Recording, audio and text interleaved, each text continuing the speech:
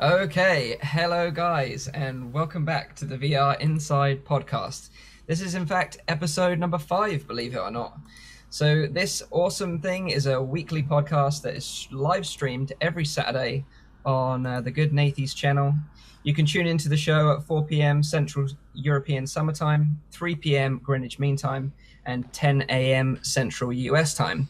So if you miss this awesome podcast live, then you can tune in every Sunday and catch up with it on my channel. I upload the whole podcast every Sunday or Monday, depending on how my internet holds up. So you can check it out there if you miss this live stream. If you've got any comments or questions during the show, you can chuck them in the chat and we'll try and answer any questions you might have. So we've got a few topics to discuss today in today's episode. We're going to talk about the Samsung Odyssey mixed reality headset that has been announced. We're going to talk about the AltSpace acquisition, a little controversy in Halo Recruit. We'll come to that a bit later on. Whether you should pre-order games in VR and also pre-order any hardware that has recently been announced. A little bit on Oculus Connect and also Rowdy Games Force. So we've got a few topics to talk about. So I just want to make sure you know who we all are. I'm sure if you tuned in before, you know, and obviously you'll be no stranger to Nathie, who is hosting this on his channel. So obviously Hello. We've got Nathie. He likes to ride VR fairground rides to the point where he almost throws up. This is what he does for you guys. He puts his mind and body on the line for you guys. That's true. Yeah. For entertainment. So I know. hats off, dude. Thank you for your for that. We've got Austin, the Brometheus. He's is he going to take the throne from Rowdy as being the new prison boss? Because I saw that he was playing that this week. Only time will tell. We've got the one and only RowdyGuy. He is back. We all missed you dearly in the last episode. Sure. I hope you had a great time at Gameforce. Yeah, man, it was wonderful. Unfortunately, Frank can't make it today. He is officially stuck in the metaverse, and that happens when you just OD on VR. Because he's got so many headsets now. He's got the PSVR, the Oculus Rift, and the Vive. He's just overdosed on VR, so he is stuck in the metaverse right now. So hopefully we can save him and get him back out for next week's episode. And last but not least, myself, Mike from Virtual Reality Oasis. So guys, how are you all doing on this fine Saturday? Muy bien. Yeah. Well, Muy bien. I actually got a funny story. I almost died because of a pizza. So I There's that. I think everyone needs to know this story, and this will cheer up their day. So please tell us. Nathie, okay. tale of woe. So yesterday, somewhere at midnight, I was hungry. So I was like, hey, maybe I should try out a pizza. And I got a new oven, and I have never really used it. So I didn't really get like the settings of it. So I put it in there for 20 minutes. And then after 10 minutes, was like, hey, maybe I should check and see if it's already ready, right? And then there was like a lot of smoke coming out of the oven. A lot of smoke, not just a little bit. So I couldn't really see anything because my eyes were like burning in a way. So I was like walking like this, trying to get it out. But it was like so much smoke, and I was like, I was terrified, man. I thought like maybe it's like I burned the pizza to a part where it's like really going to explode. So in the end, my house smells funny now, and I'm not going to eat a pizza for a while. You kind of remind me of that, Homer Simpson when he cooks, he takes like milk, and he takes like cornflakes, and he puts the two together, and then like it catches flames. Yeah, that's kind of like Nathie cooking, I guess. No, that's true. I can't even get a pizza ready. So yeah, I'm still alive, so that's nice. That is hilarious, man. That is hilarious. Yo, I had a similar thing happen to me, except I fell asleep and then woke up to the smoke already. Like I put an entire rack of chicken in, fell asleep forgetting that I had done so, and then I woke up to what looked like a Prince music video of smoke everywhere. Oh wow. Yeah. That is hilarious. Were you intoxicated at the time, Austin? No, I wasn't. Yeah. Oh, That wow. wasn't even. You'd think, but unfortunately, I have no excuse. That's That's awesome, man.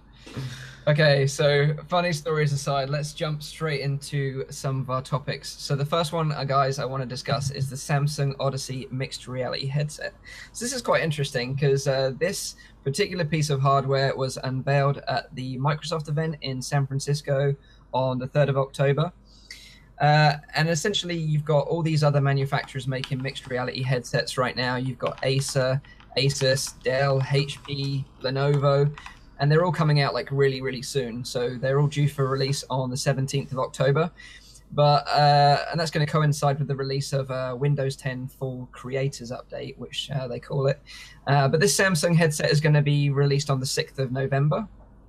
But it's sort of been touted, and a lot of people have said in their early sort of hands-on reports of using this headset that it's probably the most premium out of all the lineup.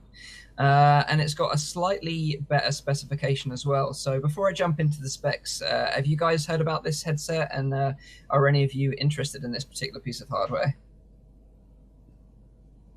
Yeah, I mean, I haven't heard about it, but I was just looking it up right now. It looks pretty neat. Yeah, it looks really nice. Yeah, well, I pre-ordered one. I don't know what it's gonna like, what I can expect. To be honest with you guys, like I usually don't pre-order because you shouldn't pre-order because you don't know what you get. But I was like, hey, everyone is talking about mixed reality right now, so I might just see if it's a trap or not, and then just let you know if it is a trap. So yeah, I pre-ordered the Samsung one. I was waiting for an actual like Samsung one because there were so many mixed reality. There are so many, right? There are like 6, 7. So like, which one should you get? I don't know.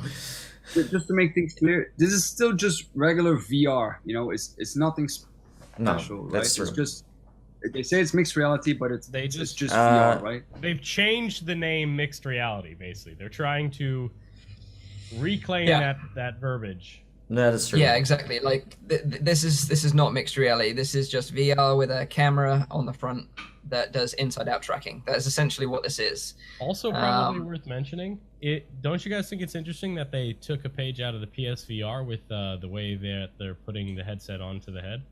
I haven't seen any other headsets use that method, but apparently they think that's the best for their headset, I guess. Yeah, that's totally true. They basically used the same like design where it's got the like fastener knob at the back that kind of like sits on the top bit of your head. Yeah. But the different thing about this particular headset, as opposed to the ones that I previously mentioned, is that it doesn't actually use the hinge method. It just sits on your face, which I actually prefer, I think, because I think with the problem with these hinged ones is that they probably won't fit snugly on your face. That's my opinion anyway. I haven't actually tried any of these, but just looking at them, I could imagine that the design won't be that snug. But the interesting thing as well is that most of the headsets that I previously mentioned are using a 1440 by 1440 resolution and a 105-degree field of view, whereas the Samsung headset has got a slightly increased resolution of 2880 by 1600 resolution and 110-degree field of view, which is the same as the Rift and the Vive, but has a higher resolution than the Rift and the Vive. So that's quite interesting in itself. Yeah. But also, like the Rift and the Vive use an OLED display within the headset, whereas this is going to use Samsung's very own AMOLED display, which is kind of cool because the thing about these AMOLED displays is that they have darker blacks and the colors are a lot more vibrant. So that could be really, really cool in a VR headset and, make gaming on it a bit more immersive. So I'd definitely say... What do you know about the lenses? Is there anything that is special about them? Probably just the Fresnel lenses again, right? Just the Fresnel lens, yeah. But it has got an IPD adjuster toggle, a mechanical one, where I don't think some of these other ones do. So yeah, out of all the headsets, this is probably the one that interests me the most, and I was interested to see obviously that Nathie had pre-ordered one. But I guess what was your sort of initial reason for pre-ordering one, Nathie? Like, what was it that sort of attracted you to this particular headset over the other ones? And what is the price? I mean, For me, it's like important to like explore other parts of like let's be honest, even that we don't really know what they are and what they do, and that they get advertised in a way that it's very vague. It's still interesting because I mean everyone is talking about it and you see it everywhere, and even Steam is now saying, hey, it's going to be in that game list where you know if it supports MR, you know. So I was like, that's a big thing. I mean, if Steam VR says like, okay, this is gonna be like next to OS VR and the Vive and the Oculus, then they are serious about it. So I'm just wondering what the performance is and what it can do. Like, why is it so special? Why is everyone talking about it? So yeah, I don't know. Like, I'm kind of like jumping into the deep, to be honest. Yeah. Yeah. So I'm not really, I'm getting it for my audience as well, you know, I'm a review channel, so that's what we do. Yeah. And sometimes you need to get a headset, but I have been waiting. I don't really get that much headsets, but this one was like, okay, just show me, what is this exactly, you know? Yeah. Yeah, and the one thing I really like about this particular headset and all the mixed reality headsets in a way is that you don't have to use external lighthouses or sensors to track your movement. Like the tracking is inside out tracking. So that's kind of what the cameras are for. So they track your head movement and everything else from the actual headset itself. That is true. I do think that's a really big improvement in a certain way, but at the same time, there must be points around your body that you will lose tracking. Since I read like a few Reddit posts about people that try different things, and they said as well, like when they, for example, were trying the bow and they spun the bow up, then their hands would basically lose tracking. Yeah. Because the cameras wouldn't see them anymore behind a certain point.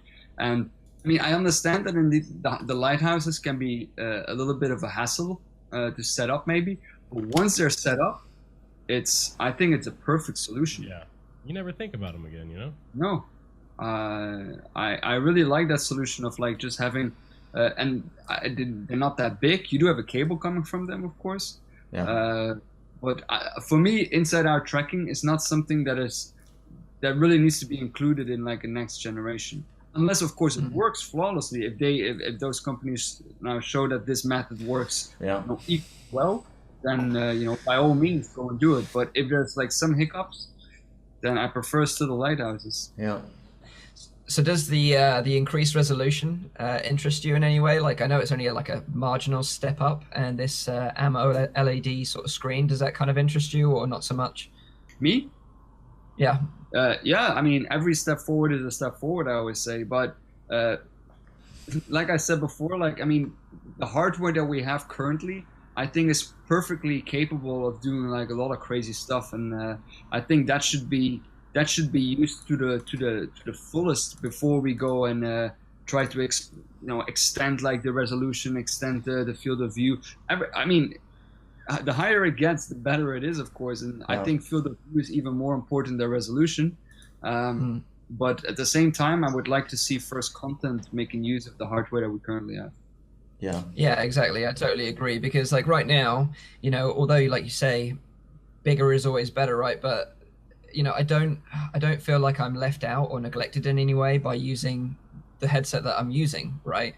And like you say, content is king, and you can have all these fancy headsets. We mentioned this before with the Pimax as well, like with the 8K headset. It's all well and good having an 8K headset, but if you don't have the content to back that up, then what's the point? I would prefer to see like headsets like HTC Vive and the Oculus that have been out now for quite a while, for them to actually drop in price, then that there is a new headset that comes for like the same price as it was like a year or 2 years ago. I would prefer to see just the market grow in general, so that more people are interested in making content for those two devices. Yeah, but that's the thing. Like, every headset you buy has like its own introduction package of games, and Oculus did really well, and Vive did that really well. But I mean, the mixed reality ones, we don't really know what kind of like games they introduce to you. So it's kind of like, what are the first experiences going to be for people? Like is it going to be limited in a way? But for me, it's like the most important thing of this whole mixed reality hype is the controllers, because I haven't seen controllers yet where you got a touchpad and a thumbstick at one part, and that's something I wanted to have for a while. I wanted Steam to do that. You know, now Steam is of course using the Steam VR knuckle controllers for development. That's also very interesting, but still no touchpad with a thumbstick at one controller, and that's really cool. Yeah, that's true. So this headset itself obviously is the premium one out of all of these headsets, and is $499 with controllers. So you can pre-order it now from the Microsoft Store, and it will probably arrive around the 6th of November. Only in America, by the way. Oh, okay, so how does it work in Europe then? I mean, I'm working together with a company that just ships stuff for me from America to my place. But yeah, as a consumer, it's gonna be hard and it's gonna be very expensive to do it. So yeah, again, like what I would do if you really are interested in getting one is wait for the reviews, you know, and then get one. But like I don't know, it's kind of mysterious in a way. You know, we get all these headsets coming out and no one really knows what they are, and they try to confuse you with mixed reality. It's like a cool word, right? Like mixed reality. So people are like, wow, okay, so we got VR. So people really are going to think that mixed reality is here and VR is there. Well, it's exactly the same thing in a way. So they really try to get away from that whole VR thing, but that's a part of like every like industry, right? Where they come up with new names. Well, it's still the same thing. So yeah, exactly. Yeah, because essentially that is what this is. It's just a VR headset with some cameras on the front of it. That's all it is. Yeah. It's not. It's probably not. You know, we haven't seen any actual augmented reality use of these headsets in any way. Well, a little bit, but I don't know. It's like augmented reality for me is not looking through a screen and then look to the outside world. It's actually like a HoloLens or something, glasses where you see holograms in. You know, they get projected in that. So it's kind of like fake AR. So it's kind of like getting VR and AR together, but in like a pre-stage. You know, it's yeah. So I don't know. It's so mysterious. That's why I want to get one, because it's kind of hard for me to talk about this. I don't really know what to say, because I mean, can we trust websites that write about this? I'm not so sure, you know. So it's like maybe I should just get one and then figure it out, because then we know more. But I take it your advice to the listeners and the viewers of this show would be to hold tight and wait until, you know, your initial thoughts on this headset and the reviews start coming out before pre-ordering one themselves. Yeah, because I mean, I know what the Rift can do, I know what the Vive can do, I don't know what this mixed reality thing can do. So it's like I can't compare them right now with the other headsets out there. Price, by the way, what is the price? $499. $499. Yeah, with controllers. Directly actually with HTC and Oculus. It's not that it can like cut the price anymore, or it's direct comparison. It depends. Like if it's gonna come out and no one really buys it, then it's gonna drop for sure. And maybe they already want to drop it, but it's like they are waiting for that Christmas period, and then they're like, wow, now we're actually going to ask the price we wanted to ask in the first place. Yeah, because the thing is, you have other options out there. So you could get the Acer, for example, is $399. So it's like $100 cheaper, but you're sacrificing your display. And also this headset, the Samsung, which makes it stand out from the others, is that it's got inbuilt audio. So just like the Rift, it's got these kind of like headphones that snap onto your ears, which I think is a really nice design. And obviously the Vive took advantage of with the deluxe audio strap. So it's nice that other manufacturers are kind of seeing this design and sort of saying, you know, this is a nice way of implementing audio into a headset. Yeah. So they're going down that route. I will say, I mean, there's been like 3 or 4 of the mixed reality headsets that have come out now. We got like that LG one. There's this one. What's the Acer, yeah, the Acer one. Yeah. So I mean, this seems like the one that has at least the most well-rounded. Like you said, it has the built-in audio. It has the controllers. It's got an even better screen than what we've been working with. I mean, I would say if you were going to put your eggs in a basket for this Microsoft mixed reality thing, this would be probably the safest one to go with. Nah, that's true. I mean, that's exactly why I waited, because I mean, I also saw like Tribal Instincts buying one, and he was like buying the first one. I was like, I'm gonna wait. Plus, I mean, I got a good experience with Samsung. You know, I use their monitors for my PC. I'm using their television. Like, I mean, their screens are never really disappointing. It's just that, I mean, they are now going to dive into VR. It's just like, that's the whole issue with this thing, is that they call it mixed reality, plus they bring out so many, and they all look different. They all got a different design. You know, where do you pay for? Do you really pay for only the quality thing? Is it also a brand thing? You know, like consumers, it's like a Wild West. No one knows. Like, there's no, like with the Vive, it was easy to say like, yeah, well, the Rift does that and the Vive does that. But with this, it's like, it's so hard. Like, yeah, and that's why I'm getting one, because I have no clue. Like right now, I'm struggling to even like say something about this, because I just don't know. I think as well, like what gives Samsung credibility over the others is that they were heavily involved with Oculus with the Gear VR, which gives them some sort of credibility in my eyes. So, you know, they've played around with the VR before. They must know what they're doing, and like you say, they definitely know what they're doing when it comes to displays. So that's sort of what gives me some promise in this particular headset over the others. Yeah. But certainly, you know, if you're, excited about these headsets because of the software that has been announced, well, you know, you're going to be sorely disappointed, because all we know right now is that, you know, Microsoft announced at the same event that they sort of did an acquisition of AltSpace, and they also showed off Halo Recruit, and we'll come back to that in a little while. But we also know that these headsets are going to work with Steam VR, so, you know, obviously there is a big library of Steam VR games available now. Yeah. But whether the implementation of using a headset with Steam VR is going to be as flawless as using the Vive or the Oculus, that's something we definitely don't know right now. No one has had any Steam VR hands-on experience with these things. No, but it's also weird. Like, it's not available in Europe. You know, when the Rift came out and the Vive came out, even the development kits of Oculus, you could get them in Europe. So it's like, why is this only in America right now? Are they trying to just sell it there first? Because America has a really big community now with VR. I mean, Europe is a lot smaller for sure. But it's just like, you know, maybe they are also like trying to take it easy and think like, hey, maybe we should just...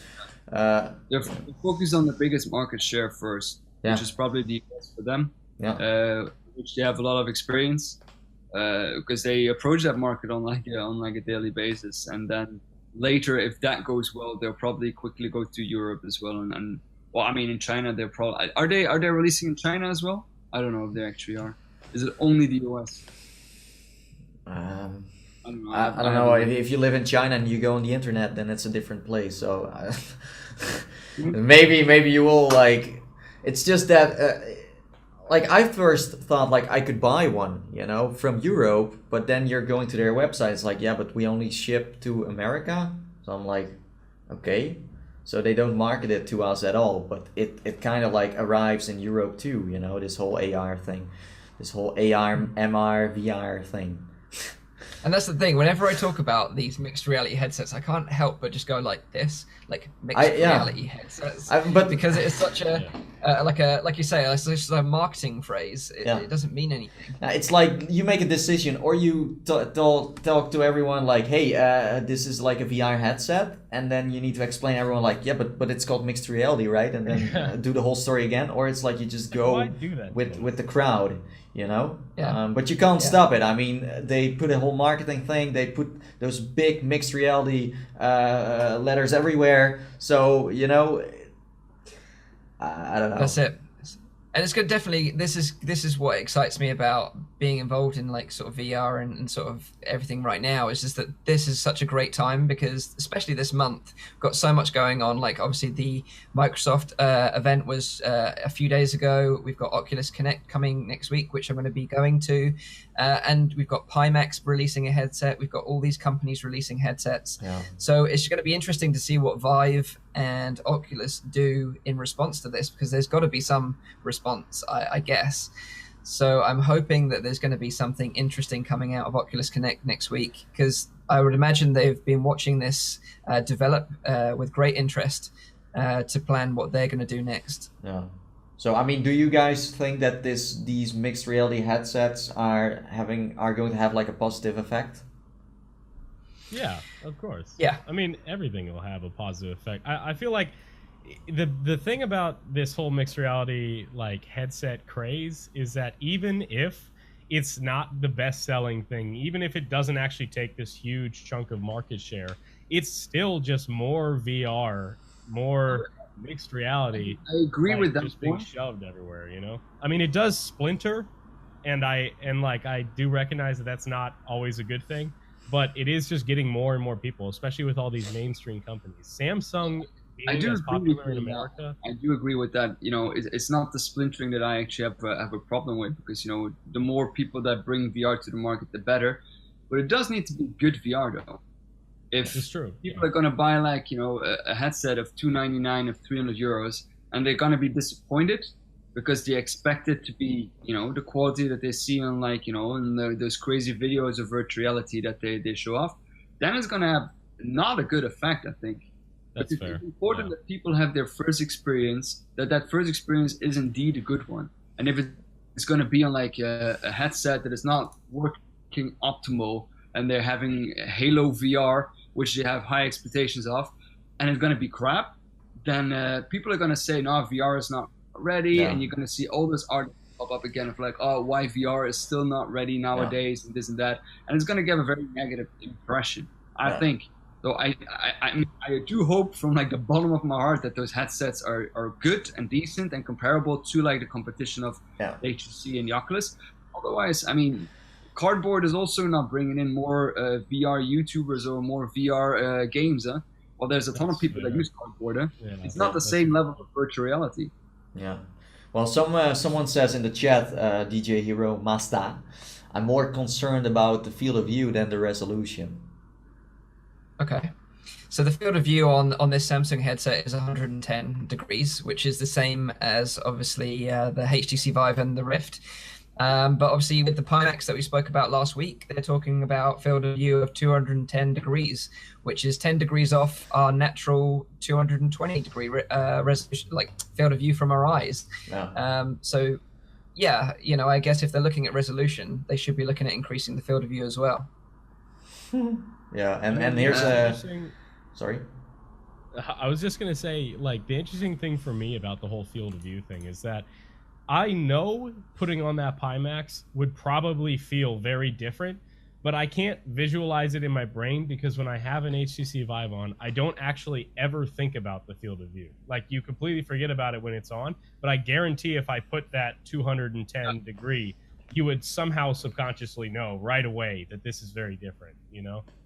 Yeah, it is. But the only thing I'm scared of is, like, you can say that it's 210 degrees of field of vision. You can make it 410 degrees of vision. But if they just, like, put the screen closer to your eyes, then it doesn't really matter to me that much. I need to see more of the screen then. And I don't know yet how that's going to be in games, how they're going to do that. Because a lot of the games that we have are optimized now for 110 degrees, or they're optimized for that. They need to have some kind of, like, wider, or I mean, I'm not a developer. I don't know, of course. But there's gonna have to be a way that when you put on an HTC Vive, that the game knows that you only need 110 degrees field of vision, and when you put a Pimax on, that you will need 210 degrees field of vision, which will look different. Because otherwise, if they don't do that, the screen will just move. Everything will be zoomed in a bit more, and you'll see exactly will just be bigger. And that is not something that I call an increase in field of view. I mean, it is not an increase in field of view. Yeah, that's true. Although a lot of people that have tried the Pimax, who, you know, they're very positive about it so far, and they've said that, you know, once you've experienced that wider field of view, that it's very difficult to go back.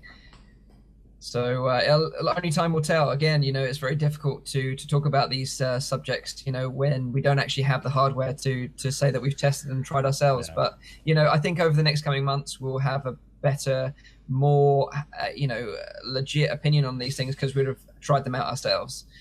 But certainly, you know, having software to back up these hardware is definitely one of the most important things, I think. And, you know, the fact that Microsoft have come out of the blocks with these headsets, but not actually announced a killer app for these, it is criminal in my eyes, because at the moment, all they've got is the fact that Steam VR is going to support them, and that's the killer app. Yeah, they just don't do that out of nowhere. So, and it kind of brings me on nicely to Halo Recruit, right? Because oh man, this is I'm ready for this, because this is the thing. When mixed reality as a platform was announced by Microsoft, they were like, okay, we developed this new mixed reality platform. We've got all these manufacturers on board, and we're going to be bringing Halo to mixed reality. And everyone was like, oh my God, this sounds incredible. 343 Industries are involved. They're going to bring something really, really cool. And then at the event on the 3rd of October, they showed off Halo Recruit. And oh my God, it is so disappointing. So thankfully, Road to VR did a video of their gameplay with Halo Recruit. And so initially you're sort of lifted up through a hole in the ground, and you think, oh, this is very cool. This is like almost like Batman, you know, with the suiting up experience. You're going to put on the, you know, the Spartan helmet. You're going to get all the armor on. This is going to be legit. Yeah. And then none of that happens. You just go into like a really small sort of room. You get shown a few enemies, and then you pick up a couple of pistols, and you're like, okay, we're going to go outside and fight these enemies. But no, you just end up shooting a screen with some cardboard cutouts, and it's just really, really bad. Really, really bad, and really, really disappointing. I think we've lost Rowdy temporarily, but hopefully he can come back. But yeah, so essentially, you know, they touted this Halo experience, but in fact it is just a 5-minute experience with some sort of like shooting gallery type game where you shoot cardboard cutouts. And it was just such a wasted opportunity in my mind. And you know, to even use a Halo name, it almost seems like a bit of a disgrace almost, you know, like if it wasn't Halo characters in it, it could have been anything. Yeah. Quick interruption. You need to unlock your, no, you're right. And I watched like the video. I was like, I was really excited for Halo VR. I was like, wow, I'm hyped. That's also one of the reasons why I wanted to get like a mixed reality headset to see like, what is this gonna be? You know, I had a lot of fun playing Halo, but then when I watched the video, I was like, okay, so the start was okay. You know, you could pick up guns.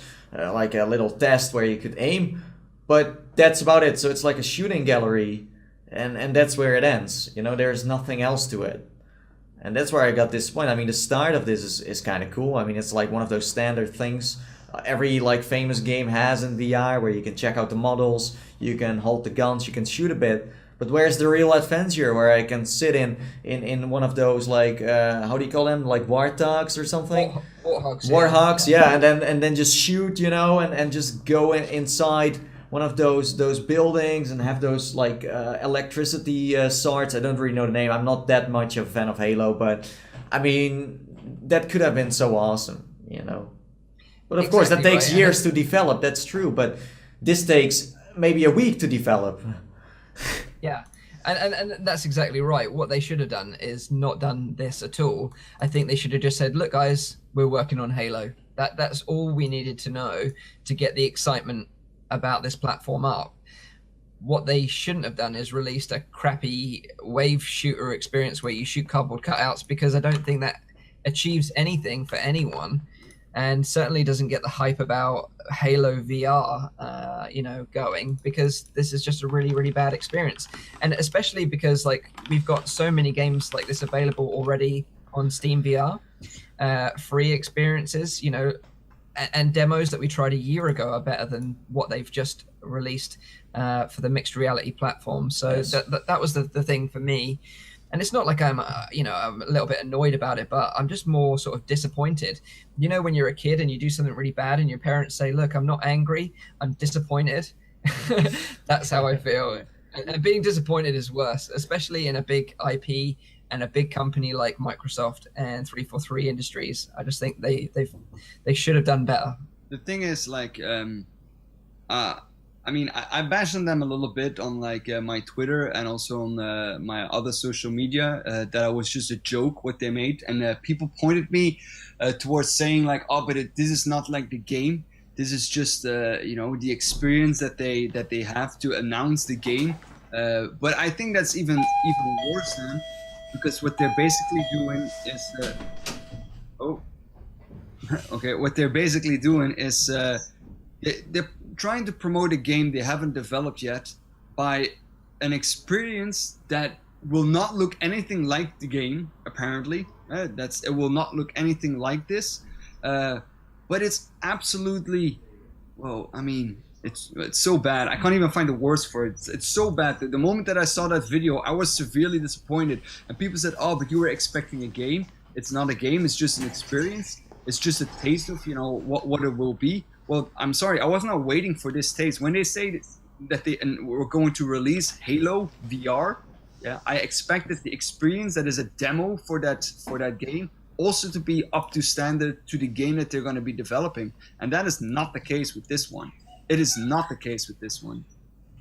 Yeah, exactly. Because like you were saying, they're saying that they're bringing Halo to VR. That was what the back, and that obviously isn't what they're delivering.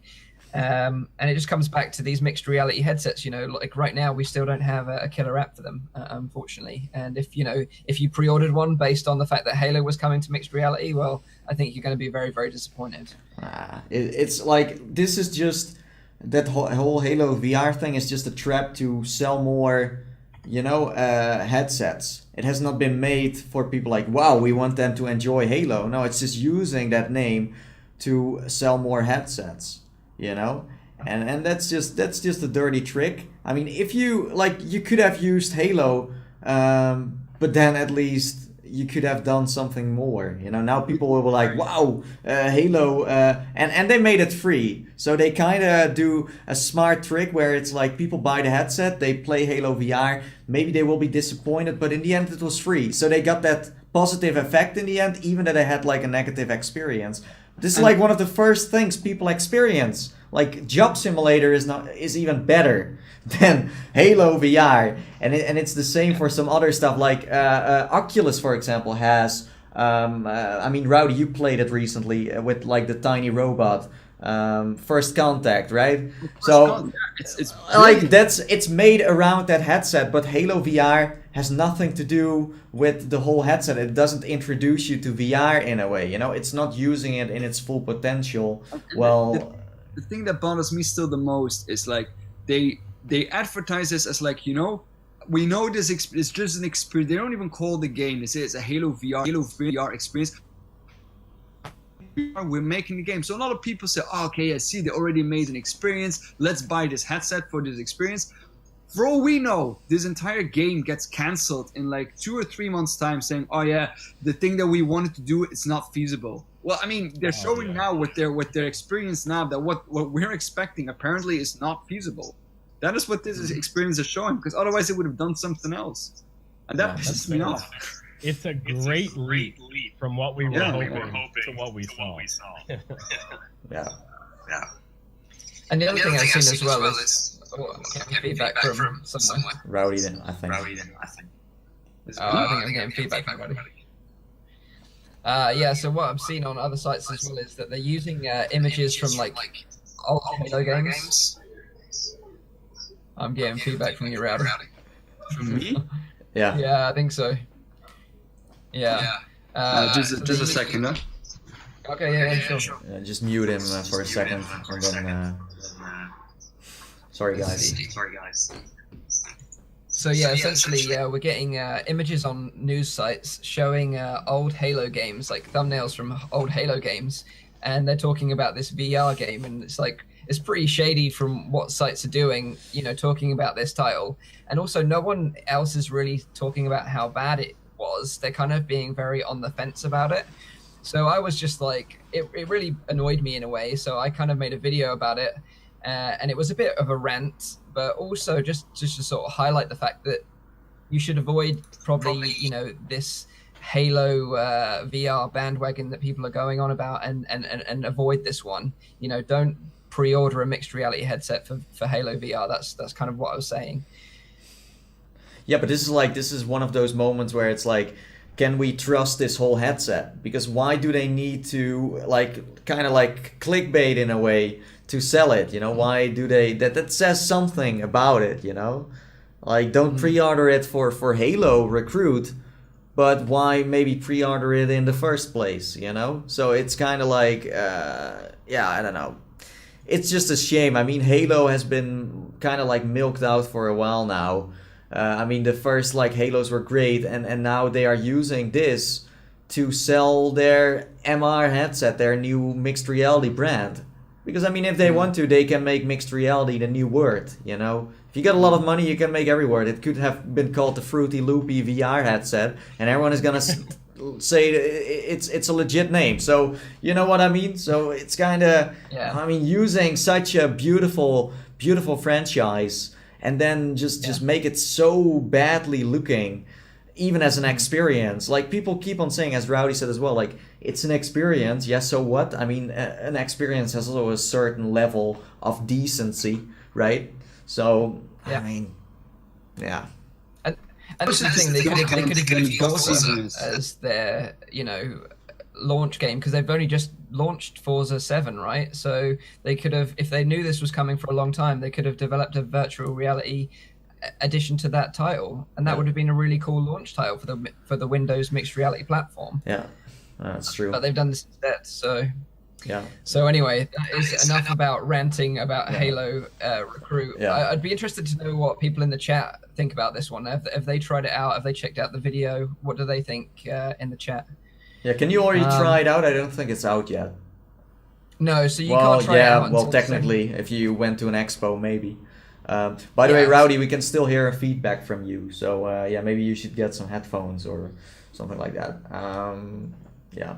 But yeah, like you can try this out for free on the Windows platform on the 17th of October.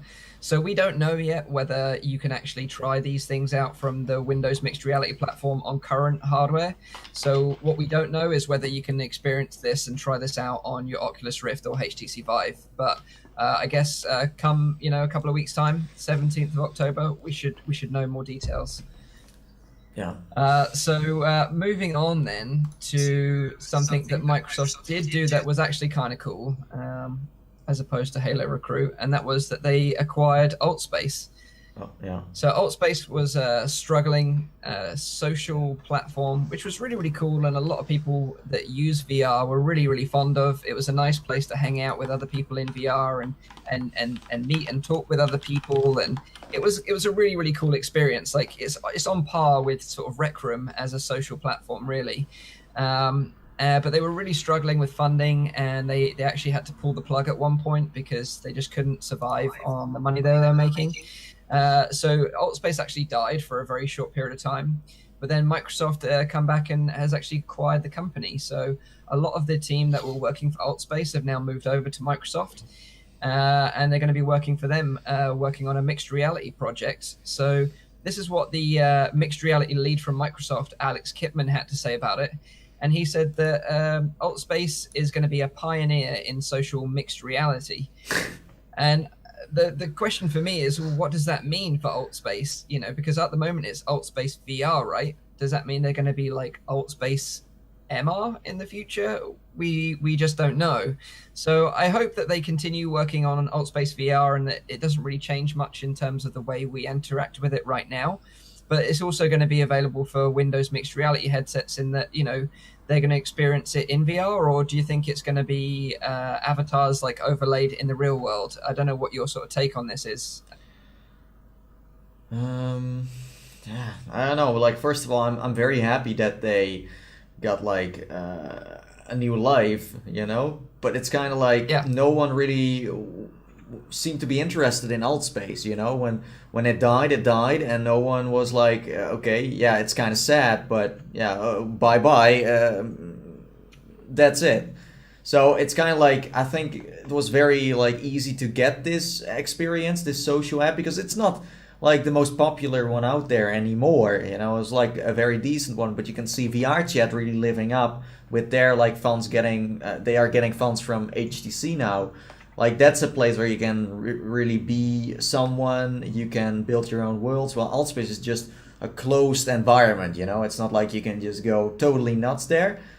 But I don't know, like, using it for mixed reality and that's your only reason, then, I mean, it's smart because I think it was pretty cheap to get in the first place. But I don't know. I don't want them to see like they use Altspace for their own, like, maybe it's gonna, maybe they're gonna kill this social thing because they want to do something with it. There's a community too, there's a community that has certain opinions, but Yep. I don't think they really care about that. They just want to go for their own thing, and they will slowly transform it into their own, app. I don't think Altspace is gonna stay Altspace. It's gonna be something else. Yeah, yeah, and one of the things that really I really enjoyed about Altspace I jumped in there a few times, was that they would hold events. So you would have like comedians going in there and doing like a comedy sketch, and then you could have concerts in there if you wanted to, and that was the kind of social part of it that really excited me. I thought, this is a new way to consume sort of like a comedy experience, or like a concert, or even some sort of like conference or exhibition. You could do that as well. But they'd never really sort of taken full advantage of that, which was a bit of a shame. Yeah. Well, Rowdy, we can't hear you, by the way, because you're still like echoing around. So I got you muted for now. I'm sorry. It's kind of sad. So moving on from Altspace, because obviously VR chat is kind of like a social platform that is actually working quite well right now, and like you say, was recently funded more by HTC, and you've kind of been having a bit of fun in VR chat this week, haven't you, Nathie? That's true. I mean, Rowdy and I decided to jump into a theme park, and well, the rides were going like pretty fast, and you could speed them up a lot. And then we got extremely motion sick in the end. But no, but I mean that's it. Like for me, there were always like three big ones. You had like a Janus VR that was like a really old one. I haven't really heard much of that anymore. I don't think it's like dead alive. VR chat, and then you had like Altspace, and those ones are like there for a while, like before anyone was talking about, hey, let's get a Vive or an Oculus Rift CV1. It started with the Oculus Rift DK1. They were building their own community there. There were only like 3 or 4 people in there every week, just playing around a bit, and then later on they grew to such a much bigger place. And I don't know, I felt like Altspace, as it is right now, it's fun, and they have their community stuff, and they got events. But I mean, VR chat, for example, they don't do really events. They got like Gunther's Universe, and they got a few things, but it lives by itself. The community is making this social app as it is. Well, Altspace is running on employees. VR chat doesn't do that. People make their own stuff. Like Rowdy and I, we went to a theme park. Someone built that. They didn't build it themselves. They only made the lobby, and the portals there are going to worlds that people created. And that's how it works. That's pretty cool. I think that's really cool. Yeah, that sounds awesome, man. That sounds awesome. From what I saw of the clip, it was like Rowdy was in control of your ride, which seems pretty dangerous. Because he was just like speeding that thing up, like, and you were just like going, oh dude, this is getting really fast now.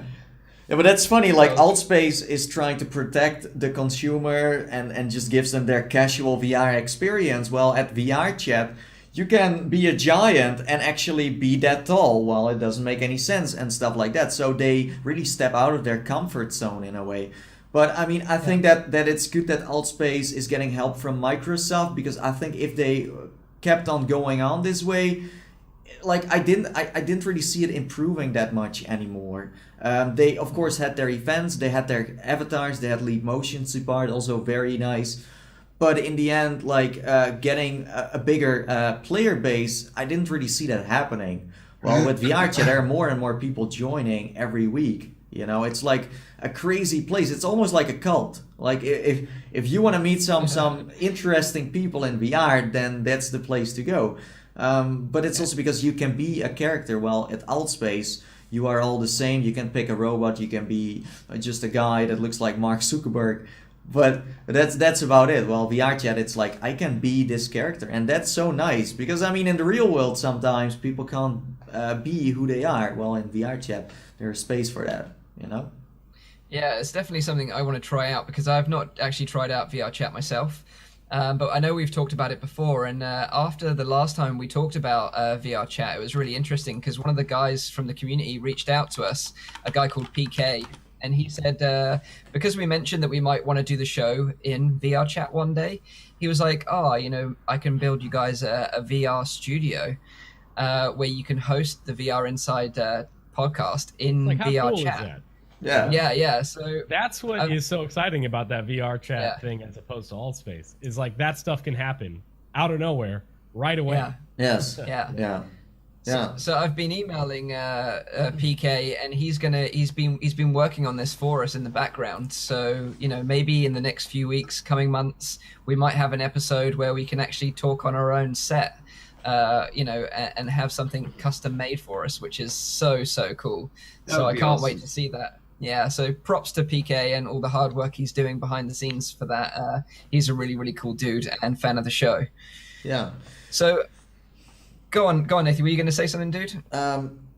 It's just that, again, as I said before, I don't really know what Microsoft wants to do. That's the same thing. We are still talking about mixed reality here. So that's like, for me, a mysterious thing. So what do they want to do with Altspace then? You know, but we will see. I really like Altspace, and I really hope they will improve their, you know, their place, and there are more people going to join. We will see. And that's the thing. you know? They need to change something, huh? Because They have to, I mean, yeah, because apparently otherwise the they- format didn't work. That's true. Well, maybe it did work, but they kept on doing the same thing. You know. Probably.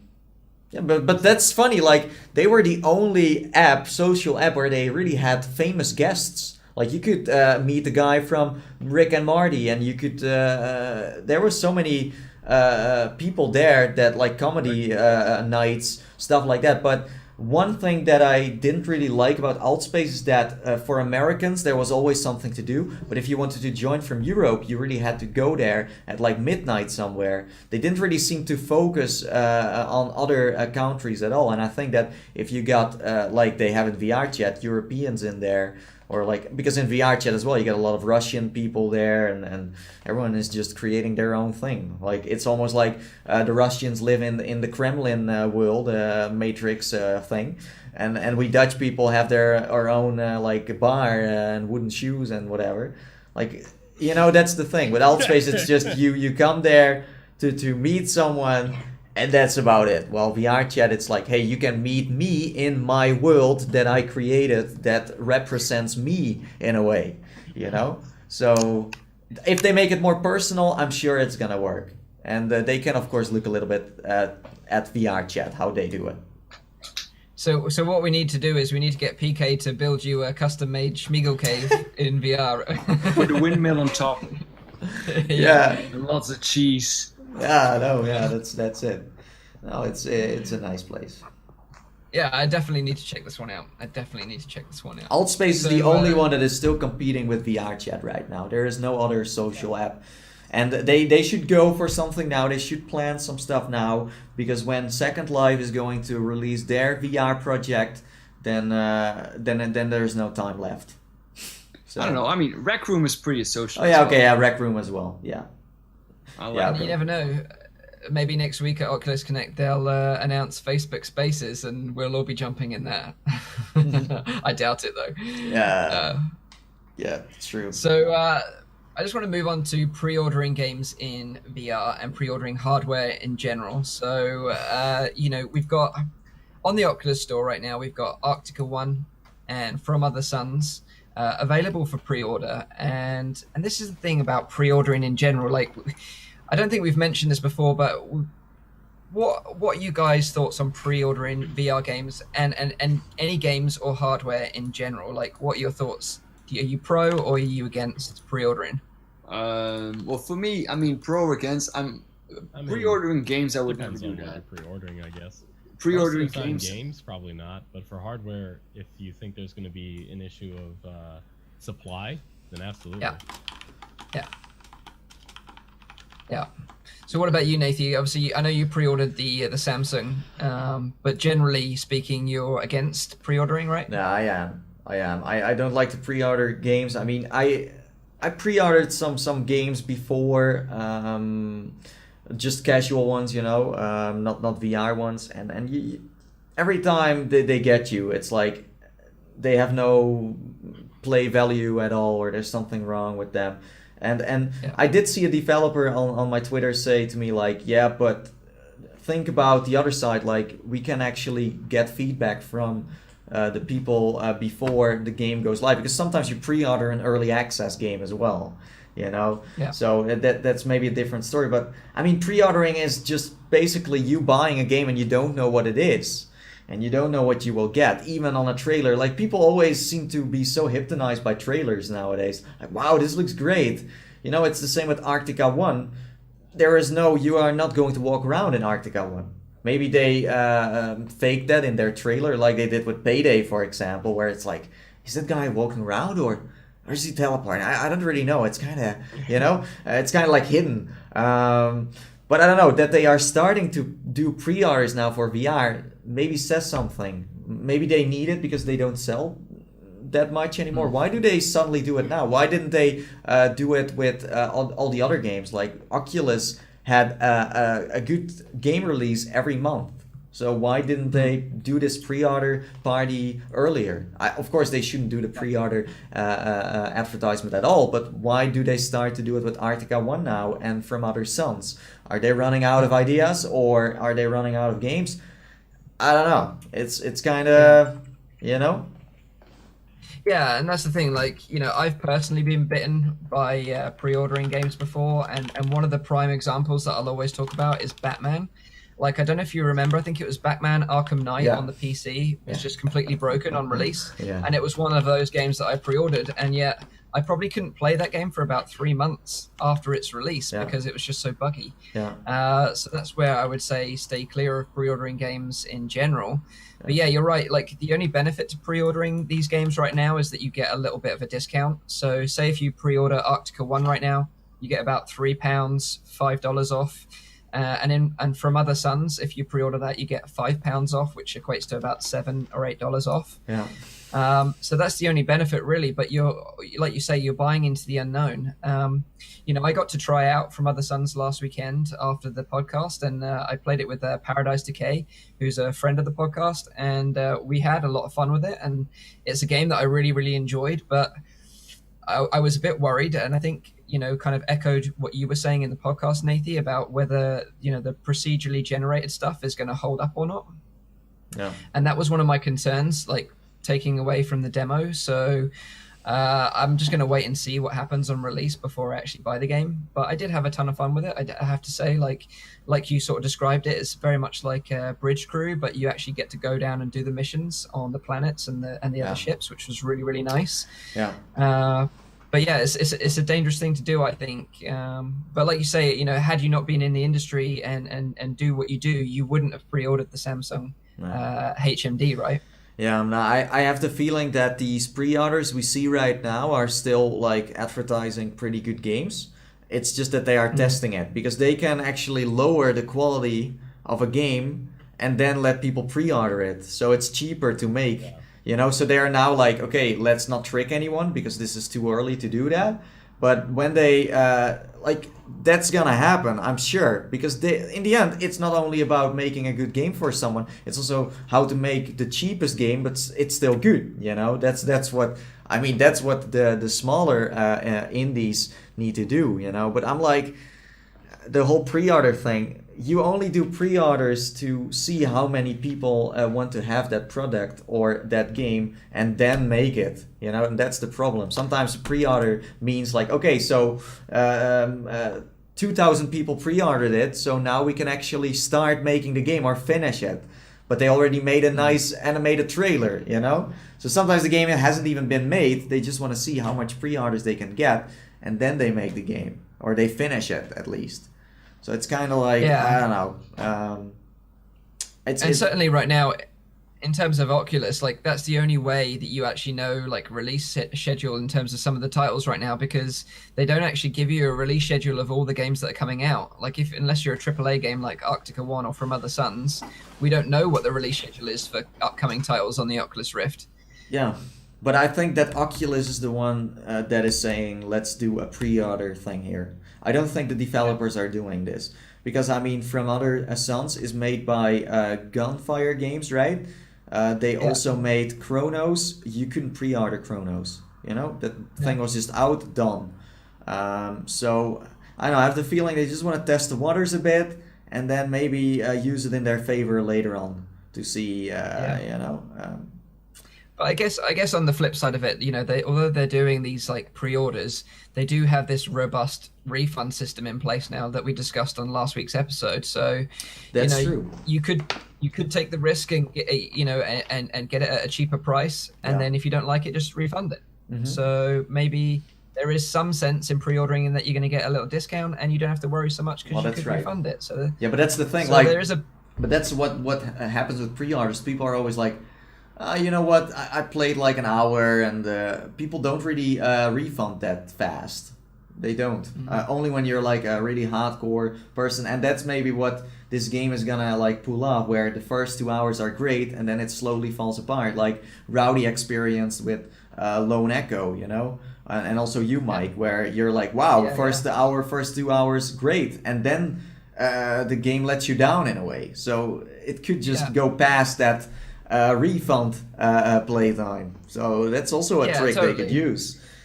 Yeah, totally. Lone Echo is a good point, actually. Yeah, because like you say, the first few hours of the game are really, really great, and then it takes a real dip midway through the game, and it does kind of like get really good near the end again. But there is a big dip in the game in terms of like it's very sort of repetitive, and the level design was a bit like, you know, repetitive as well, and it wasn't that nice.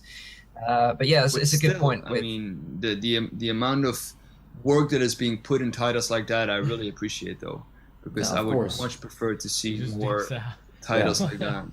But I don't think it needs pre-orders to be successful. Like pre-ordering is some kind of like way they put in there to play on save in a way, or they want to try it out. Like, I don't trust pre-orders. Pre-orders is something very weird, you know. Like, you don't need to pre-order a VR game on Oculus Home. Like, it can be successful before, like, even, you know, you just advertise it nicely. That's all you need to do. You don't need to have pre-orders. But I mean, it's a part of the game industry, and we're not gonna stop it. But it's just like, don't do it. I think as well, like you said, Austin, you know, the benefit of pre-ordering some hardware is that, you know, you've got that FOMO worry, right? You know, the fear of missing out.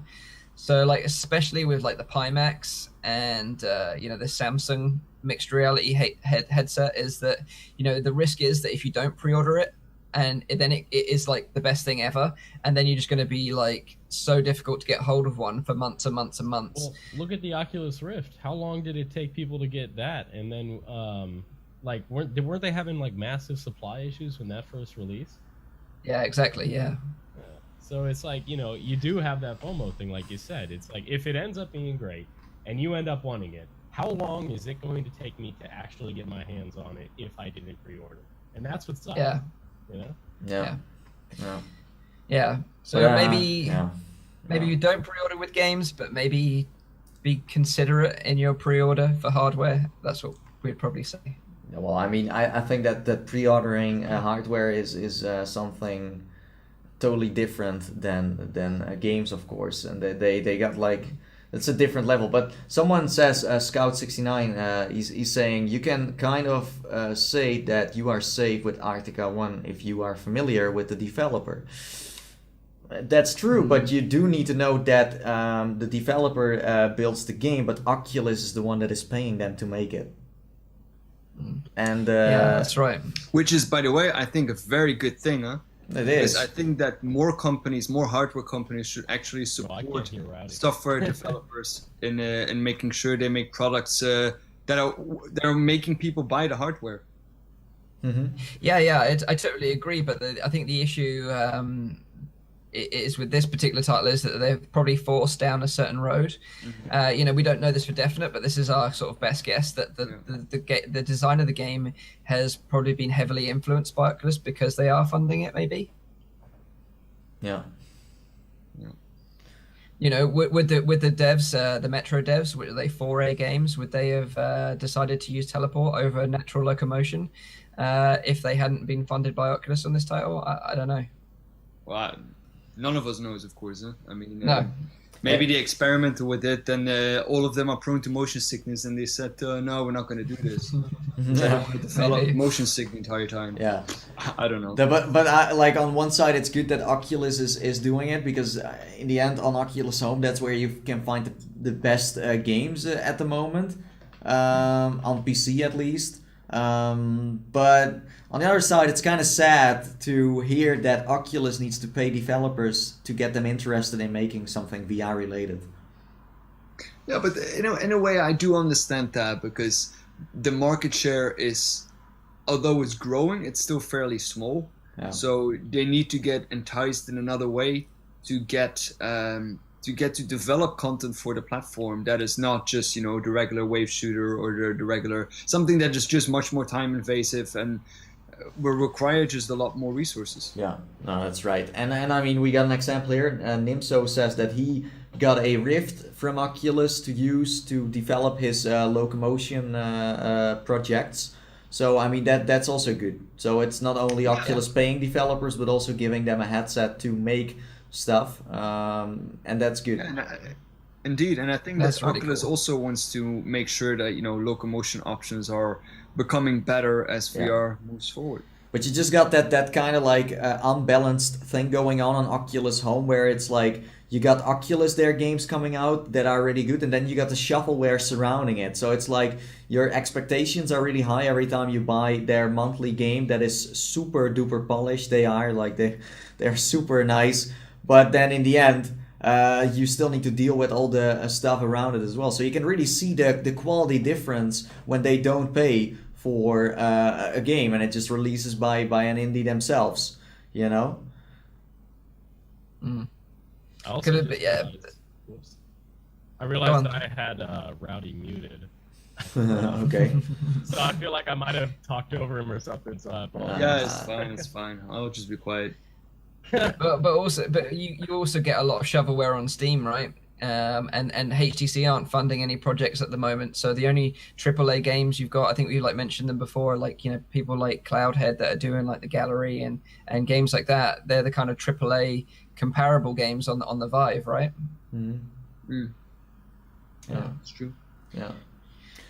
Okay. Yeah. So in the end, it's so- just don't pre-order. Okay, just wait for the reviews. If you like to watch, for example, Rowdy, and you want to buy your next prison game, then wait until he plays it. And then it's the same for me. Like I'm going to get the Samsung headset. Just wait. I will check it out. I will make a video about it and then tell you guys what I think. And it's the same with every like YouTuber news website out there. I honestly would go for YouTubers. They can be trusted much more than news websites. I mean, we have seen it with Halo VR and Upload VR. They were just hyping it up, and in the end, it turned out to be pretty bad. And it's funny that I spoke to someone from Farbs 2 weeks ago, and he said that right now most people that are into VR, they watch YouTubers because they are still the ones that can tell the most. Because we got our own platform, we're kind of free in what we do. Well, like Upload VR and all those other websites, they are still like bound to people that invested into their website, So that's a different story. We are still like independent in a way. So yeah. Somehow managed to say that Halo Recruit game was amazing. I mean, yeah. Well, sometimes Sure, yeah. you can just pay up some money to get a positive review, or maybe they were just like, hey, Microsoft, they are nice people. So But no, there are videos on like people who tried Halo Recruit and who said that it was amazing. yeah, that's true. I mean, yeah, that's right. I mean, Rowdy shared a video of someone that is like a Halo YouTube channel, because I mean, Halo is a popular franchise, so I'm sure you can have a YouTube channel about it. And he was like amazed, and I'm sure like if I had a BioShock game, then I would be like freaking amazed too. But like his first Even on time, his cardboard. yeah. If I had never seen a VR game before, ever, then that would probably impress me, because it's like, oh, I'm in here doing that. But I like, can shoot with my hands. Yeah. if you have any experience in VR at all, you think otherwise. No, it's true. Yeah. No, that's right. But it's interesting you say, Nathie, that a lot of people watch YouTube, VR YouTubers for information about VR. But certainly there's a lot of people out there, certainly VR YouTubers, that sort of put content out there and then get accused of being bought for their review, by being given keys from a developer. And I just want to sort of be clear as well, and I'm sure you'll all stand by me on this, is that despite the fact that we get like a lot of free games and sometimes you get paid to review some games, that our opinion still stands. Our opinion on a game cannot be bought by a developer. And that's just something I want to make 100% clear, because there's been a lot of criticism from friends of ours on like the Oculus Reddit and the Vive Reddits that our positive review can be bought by a developer. And I just want to be clear that that's not the case. No. Well, at least not for us. I mean, there's sure people out there that give a positive review because they get paid for it. But for me, it's like, if developer wants to have a release video as soon as possible, then it's like, hey, you can pay me for my time and my work, but I mean, you can't do reviews and say it's paid and then your opinion is also bought. That's not, but you're right, sometimes people are confused about it. But yeah, right now, like the best reviews can be found on YouTube and not on websites. I do have to say, I really like Road to VR. Upload VR isn't really that, cannot be trusted that well, especially right now, but they have also been in bad weather for a while. So it's like, it's totally up to everyone who's watching the podcast now, like, who do you trust? Like, maybe there are people that don't watch my videos anymore because they thought that I was, not being honest about games. It totally depends on where you like to get your information from. Because, in the end, we YouTubers are not that fast compared to websites like Upload. They just write an article. We have to make a video that takes maybe 8 to 9 hours to make. So that's the difference. But I'm happy to hear that we as YouTubers are actually also responsible for VR, for the VR industry. And that's why we should respect it in a way and be honest about it as well. And that's why I was also kind of pissed off about the Halo thing with Upload posting nice screenshots. Of course, everyone is clickbaiting in a way, but if you even say in your article it's a nice thing and that it can be improved and that it's the literal words were, it's a taste of how Halo would look like in virtual reality. Oh, I don't know what version of Halo they played, but I didn't play that game. No, but it's hurting the industry. They hurt the industry with just that article. Because apparently they care about something else than the actual reader, and but not only Upload. Also The Verge. They also wrote like the taste of like how. I don't get that. No, it's not that I'm bashing them. It's just that in the end, I think it's important to respect VR in a way, and also try to be honest as much as you can. And sometimes you might need to be a little bit more creative when you do it, but I'm always trying to like be as honest as I can. That's the only way. Yeah, definitely 100%. So before we sort of move on, have we got any questions from the people that are viewing? Any questions in the chat that you want to chuck out there to the group? Yeah, I did see one that said, GamePro said, I hear a lot of talk on YouTube that VR is dead. How much of this is true? So I think you watched that one video where, they are talking about that. So I'm not sure if anyone has something to say about it. Sounds like a clickbait video if I've ever it wasn't really clickbait. I think it was a pretty good video. It's kind of depressive to watch, but I don't know, it's not that, but it's more like it's a question you ask and then you answer it in the video. So it's like, is VR dead? Let's find out in this video. So it's not like you say it's true. It was with a question mark, Austin. So the thing is, like, of course, a lot of those videos are made just for views, but some of those videos do get a good point in the way that, they do get, that there is not a lot of really good content that is worth trying in virtual reality. And that is an issue. That is definitely an issue, I think. Yeah. Yeah. No. No, I totally agree. But like I said before in the podcast, I think this is probably the most exciting time we've ever had, in VR right now, because we've got all these other manufacturers jumping on board. So I think, is VR dead? No. I think right now it's more alive than it ever has been. Yeah. That's just my opinion. Yeah. I just hope that... Absolutely. Is mixed reality alive? Oh, yeah.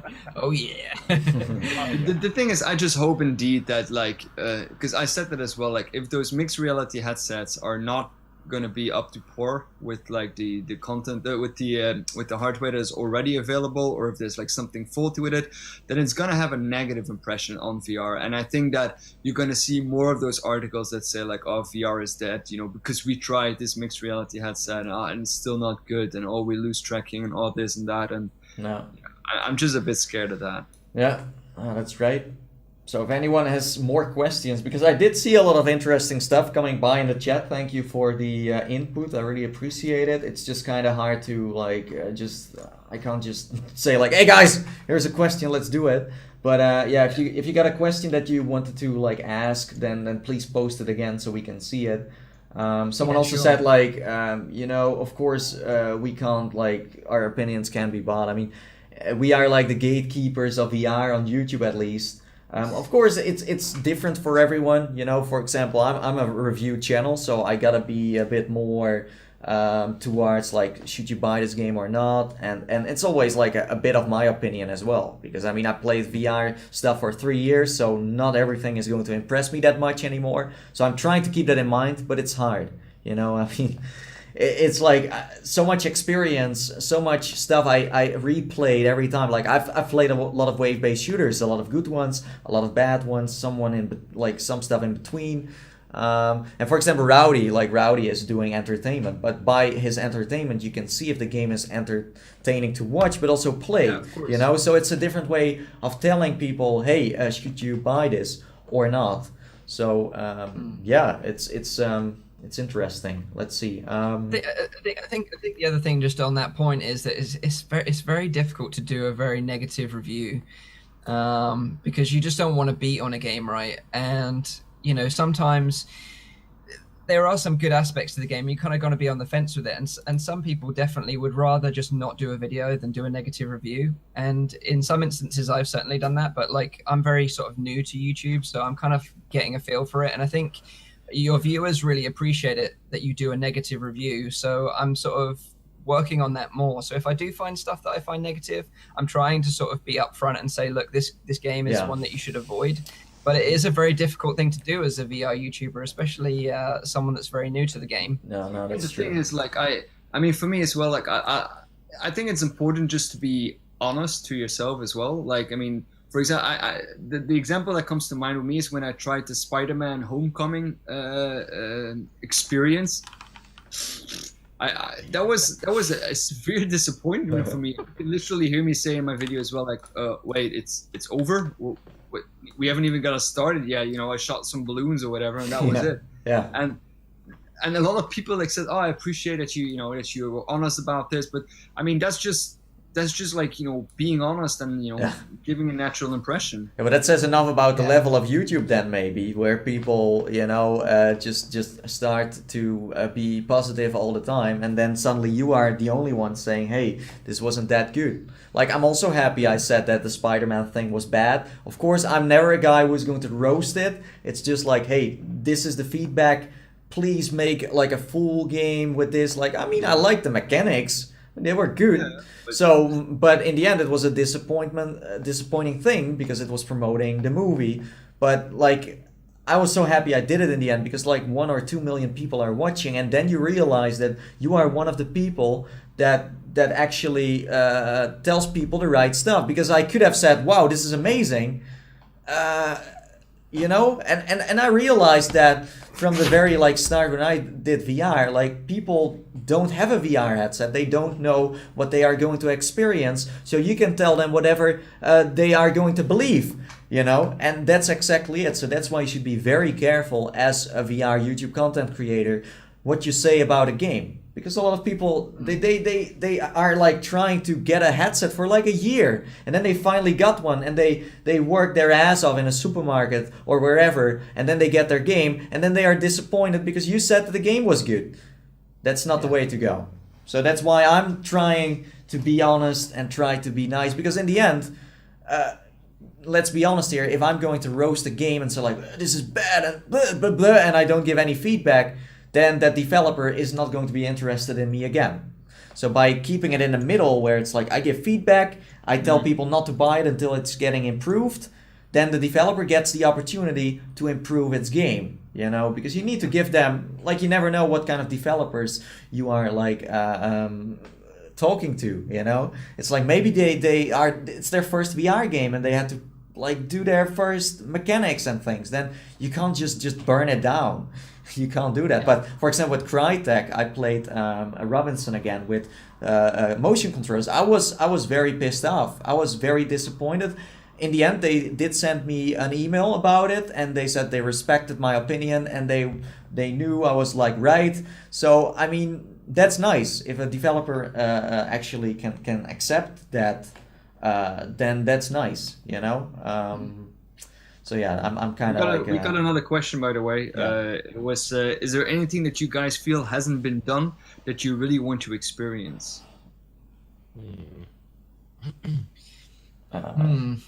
Interesting. Because if we could answer that, then someone probably to be honest, this is gonna sound funny. I would say Fallout VR, but then with like motion controllers, the part where I can actually grab things, and that's it. So not a part of the VR game, but an actual Fallout You know VR. what I'd like to play in VR? Halo. Halo would be Halo VR. No, same here. Same here. Especially if it's like a real Halo game. No, yeah. Yeah, the thing is, I just want, and I've said this already multiple times, I want more story-driven content. Like it doesn't even need to be like, you know, Halo or Skyrim or Fallout. I mean, if those come, you know, by all means, like I'm all for it. But I want more. I mean, not only like being immersed in the game, but I also want to be immersed in the story that brings the game forward. And I think that is like a thing that is missing now, because I mean there are good games out there, like Lone Echo has, you know, that is story driven, and I like that for it. Archangel is also story driven, and there are story driven games out there, but something more, you know, more. Yeah. Not those empty stories, like those basic things you have heard before, where you already know how it's going to end before you even. It's like a bad movie, but that's it. Like with Archangel as well. I mean, I watched Rowdy his last video, and because I played like maybe an hour of it, and I mean I like the story. Like the start is very powerful in a way. And you can really see that game, even that the mechanics are kind of boring in a way, it still carries the game because of the story. And that's the thing, if you don't have a decent story, then your whole game falls apart. Yeah, it does. I mean, I remember when I first got my Vive, and to this day one of my favorite games that I ever played is A Chair in a Room. And I think the whole reason of it was like, I don't think they cared so much about making like the graphics perfect and all that stuff. They literally just wanted to, because you're in VR, they're working with this idea that you can be so immersed into something that you can basically feel like you're living this person's life and this experience. And the thing that like I'll always remember about A Chair in a Room was how you are going through this period of starting to like doubt yourself, doubt your sanity, and like learning this whole story of what happened to like your brother and everything. And it's really amazing. And I don't understand why that's not like the absolute focus for most story-driven games. It's just like, you're literally in VR. You could live this life. You just have to like make me believe it. That's all it comes down to. Yeah. And that touched upon something that I would like to say as well. Like we kind of, I mean, a lot of the VR games that we have are very like fast-paced, you know, like fast-paced shooters and everything needs to be fast. Well, I think actually VR is an ideal medium for a more like slower type of game, where you can really like experience the entire environment. Something that Lone Echo, by the way, did very, very well, but something that is much more slowly. The gallery also does that. You know, it's something that you move through much more slower. And I mean, I know back when I was a kid, I played like a lot of point and click games. and you need to click on like literally everything that was in the screen to like progress the game. So you literally click on everything that was in there, and that was an entire genre that did very, very well. And I think that VR is also something that at the moment now they should profit more from, like that really like that immersive experience, and like drop you into like something like a chair in a room, or like literally like a few scenes in which you need to do a lot of stuff, rather than like the fast-paced open world where you just like you drive through and that was it. Yeah. No, I also have the feeling that open world VR right now is not gonna happen. I mean, yeah, Fallout VR, but that's a parted game. That's not a game built from the ground up for VR. So I'm like, yeah, what Rowdy says, like maybe those kind of like packed games where you don't go to that many places, but it's still like a good story like involved, then I think it's gonna work. But yeah, I don't know, like my first experience with VR where I cared about a character and I believed that I was a part of the story was like Robinson. I mean, even with like a gamepad, it had such a beautiful story. And like you had that Higgs guy. He's kind of like the person from Partle. How's he called again? Like the guy from Partle 2. Wheatley. Yeah. So it's like your sidekick in a way, you know. And then like the dinosaurs. Like you got a pet dinosaur. You got some kind of robot floating around. But you really feel like you are friends with them. And then at the end, at the climax where the game ends, it's like, yeah, we did this together, even that they are not even existing.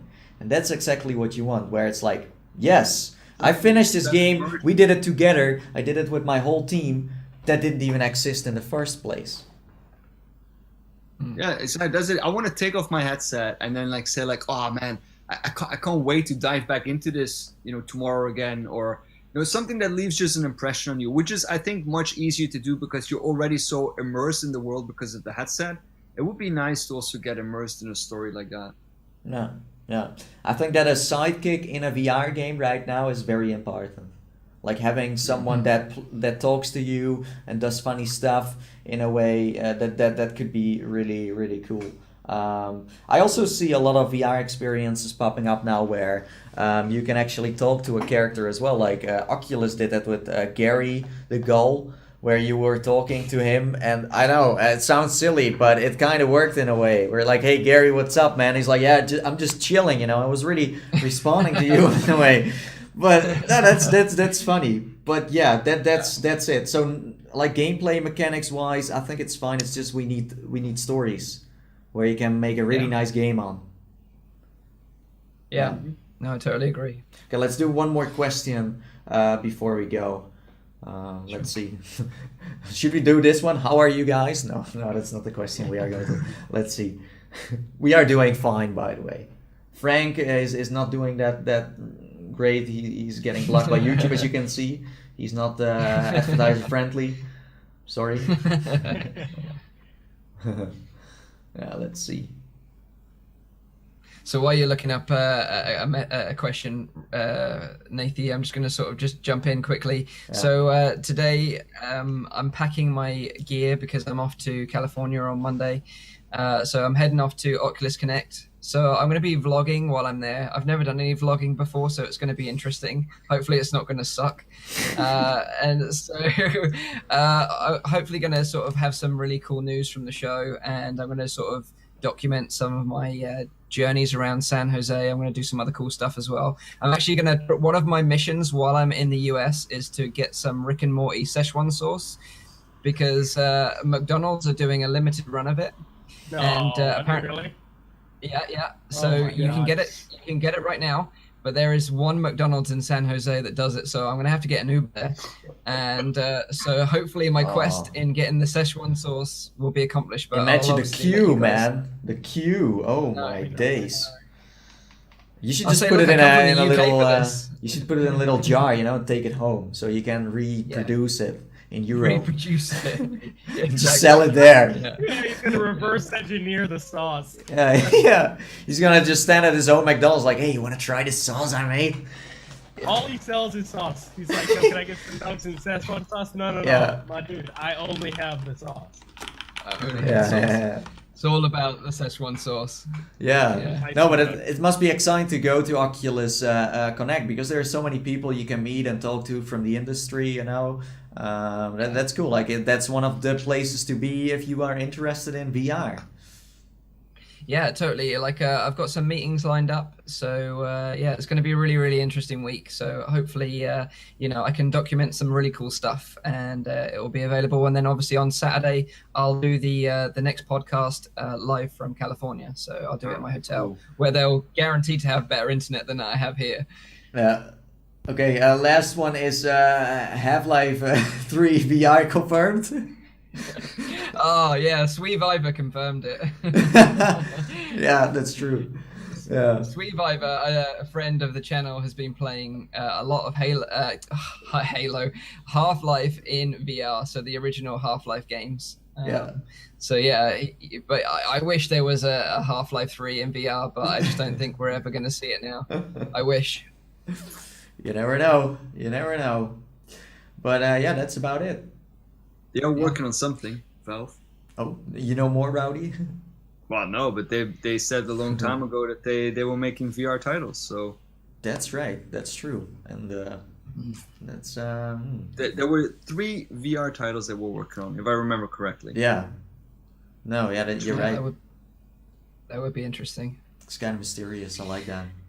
Yeah. Okay, guys. So I think we'll wrap this up. So, like I said at the beginning of the show, this is a weekly podcast. It's streamed live every Saturday on Nathie's channel. You can tune into the show at 4 p.m. Central European Summertime, 3 p.m. Greenwich Mean Time, 10 a.m. Central US. If you missed the podcast for whatever reason, then you can catch up with it on a Sunday or Monday, where I upload the video to my channel, so you can catch up with it there. Thanks again for watching, guys. Thanks for all your support. Thanks for all the questions. We love doing this show, and we hope to do more in the future. So thanks again for watching, and we'll see you on the next one. Yeah. Take it easy, guys. Have a good weekend. Bye-bye. Bye. See you later. Have a nice weekend.